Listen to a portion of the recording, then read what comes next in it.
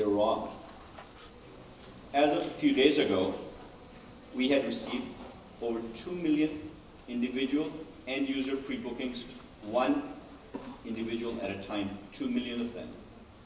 Expressions of interest exceeded 4 million units from corporates and institutions. Our current demand is at least 6 million units, and if all we do is place 6 million units in 2012 in the Indian market, we will have grown from a $10 million company to a $300 and $400 million company in 1 year.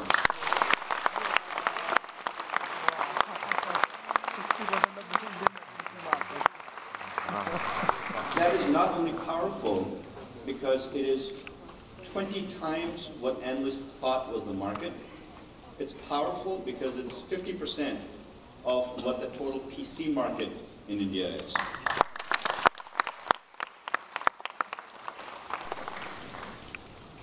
I think in the next 2 years there will be more tablet computers of this sort sold in the Indian market than PCs and laptops. It's not only powerful because the opportunities in India, it's powerful because the new government in Thailand, when they ran their election, decided they were going to give a tablet to every student. And during the debates, they were asked, where's the money for it? How are you going to get the budgets for this? And the response was, we're going to buy them from India.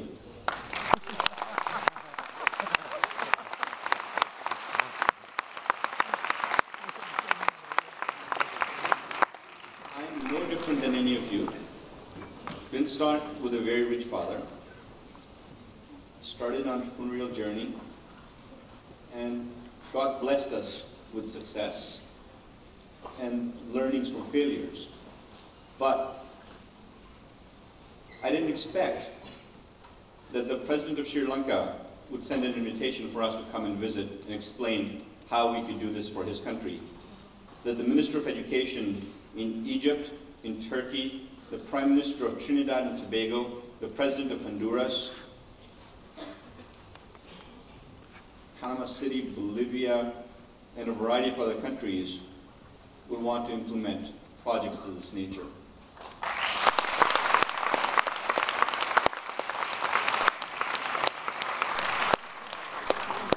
For anybody that doesn't think the market exists, they're mistaken.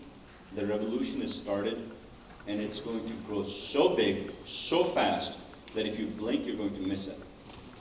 The opportunity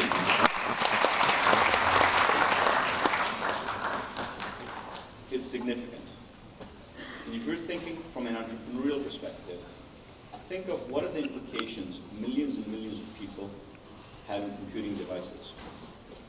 Remember, it wasn't just IBM that made money by selling computers. Microsoft got created because they created the software and applications. And while these products will continue in lots of places, there's a lot of new development that will continue on. If you Google this, you'll see a lot of negativity. It is not as good as my iPad, and and everything else. Nothing stays static. One of the best books I'd recommend to you to read as an entrepreneur is a book written by a Harvard professor by the name of Clayton Christensen. It's called The Innovator's Dilemma. And he does a lot of case studies, and he explains that it's not disruptive innovation that wins. It's disruptive innovation that gets ignored that wins. Can Apple crush us? If they decide to, of course. Can Samsung crush us? Of course. But they will decide not to, because they don't want to sell to my customer. They don't want to go after the low margin market. When the ministry went to them and said, we need 10 million units. We want every college university student in India to be equipped with their own tablet. And we want this price point. They said, look, it's not only impossible, but the price point you want, even if we make 20% margin on it, we make that much from selling smartphones every 2 days. Why would we kill our market everywhere else in the world? Because of that legacy market, None of those large players will go after this. And all the technology reviewers will negate this. It's not good enough. It doesn't compete with my iPad. That is the fantastic opportunity that we face. Because despite that, millions of Indians